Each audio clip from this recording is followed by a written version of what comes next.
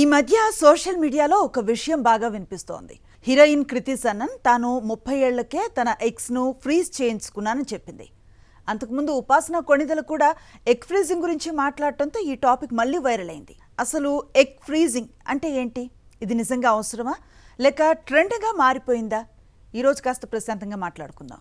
ముందొక విషయం, కొన్నేళ్ల క్రితం వరకు ఎగ్ ఫ్రీజింగ్ అంటే క్యాన్సర్ ట్రీట్మెంట్ తీసుకునే మహిళలకు మాత్రమే ఎక్కువగా సూచించేవాళ్ళు.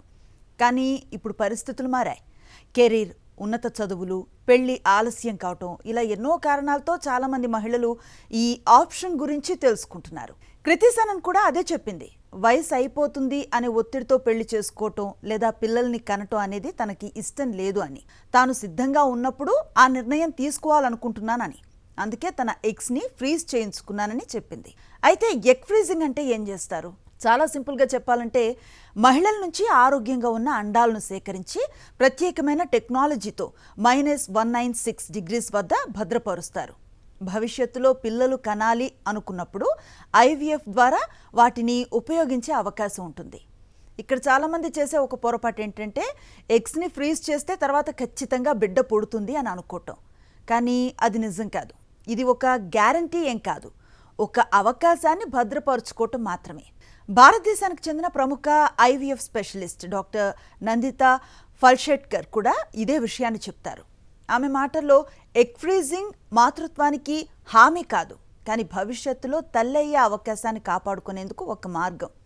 ముఖ్యంగా 20 నుంచి 30 ఏళ్లలోపు లేదా 30ల ప్రారంభంలో చేస్తే అండాల నాణ్యత మెరుగ్గా ఉండే అవకాశం ఉంటుందని ఆమె చెప్తున్నారు. మరి ఎవరికి ఇది ఉపయోగపడుతుంది?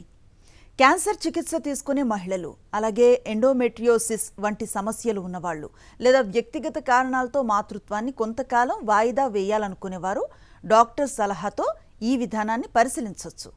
మరి ఆరోగ్యానికి ప్రమాదమా అంటే, ఫెర్టిలిటీ నిపుణుల ప్రకారం ఈ ప్రక్రియ సాధారణంగా సురక్షితంగానే ఉంటుంది. కొందరిలో కొన్ని రోజులు కడుపు ఉబ్బరం లేదా స్వల్పంగా నొప్పి, హార్మోన్స్ వల్ల మూడ్లో మార్పులు లాంటివి ఉండొచ్చు. కానీ దీర్ఘకాలంలో తీవ్రమైన ఆరోగ్య సమస్యలకి ఇది కారణం అవుతుందని చెప్పే బలమైన ఆధారాలు మాత్రం ఇప్పటి వరకు లేవు. అయితే ఇంకో విషయం కూడా గుర్తుంచుకోవాలి.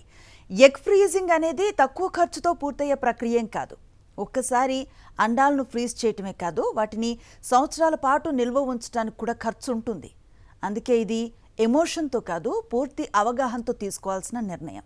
నాకు ఈ మొత్తం చర్చలో నచ్చిన విషయం ఏంటంటే, కృతి సనన్, ఉపాసన కొణిదెల లాంటి వాళ్ళు ఈ విషయాన్ని బయటకు తీసుకురావడంతో చాలామంది మహిళలకు ఒక కొత్త ఆప్షన్ గురించి తెలిసింది. అదే సమయంలో సెలబ్రిటీలు చేశారు కాబట్టి మనం కూడా చేయించుకోవాలి అనుకోవటం మాత్రం సరైన ఆలోచనేం కాదు. ఎందుకంటే ప్రతి మహిళ శరీరం వేరు, ఆరోగ్య పరిస్థితి వేరు, కుటుంబ ప్రణాళిక వేరు. కాబట్టి మీకు ఎప్పుడైనా ఈ ఆలోచన వస్తే సోషల్ మీడియాని కాదు, ముందుగా ఒక మంచి ఫెర్టిలిటీ స్పెషలిస్ట్ని కలవండి. మీ ఆరోగ్య పరిస్థితిని బట్టి మీకు నిజంగా ఇది అవసరమా కాదా అనేది తెలుసుకోండి. ఎందుకంటే ఎగ్ ఫ్రీజింగ్ అనేది మాతృత్వాన్ని వాయిదా వేయటం కాదు, అవసరమైతే భవిష్యత్తు కోసం ఒక అవకాశాన్ని భద్రపరుచుకోవటం మాత్రమే.